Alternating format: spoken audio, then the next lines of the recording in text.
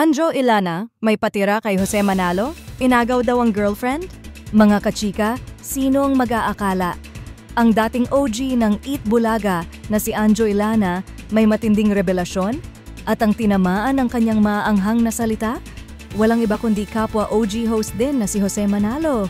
Sa isang video clip na lumabas online, diretsahang nagsalita si Anjo. At ayon sa kanya, nagsimula daw ang lahat sa isang segment ng Eat Bulaga, kung saan kinanta ng Sex Bomb Girls ang kantang Bakit Papa. Pero teka, may napansin daw si Anjo, pinalitan daw ang pangalan niya sa lyrics at ginawang Jose Manalo. At ayon pa kay Anjo, si Jose daw mismo ang may pakana. Siya daw ang nag-isip palitan ng lyrics.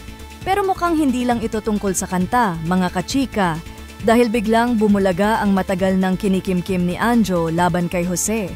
Ayon sa kanya, isa raw si Jose sa pinakamayabang noon sa Eat Bulaga, lalo na daw kapag wala si Bossing.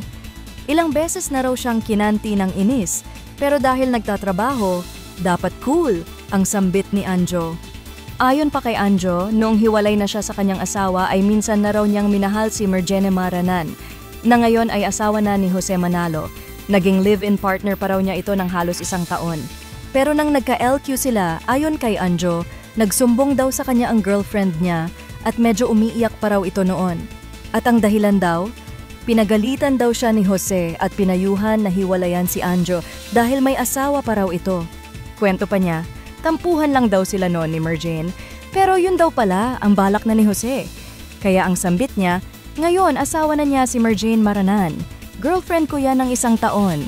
Ang salitang ahas ang binitiwan ni Anjo para kay Jose. Pero sa ngayon, dahil wala pa tayong naririnig na sagot mula kay Jose Manalo, tandaan natin, lahat ng ito ay panig pa lang ni Anjo Ilana. Pero ano sa tingin nyo mga kachika? Chika lang ba o may lalim nga ang hinanakit?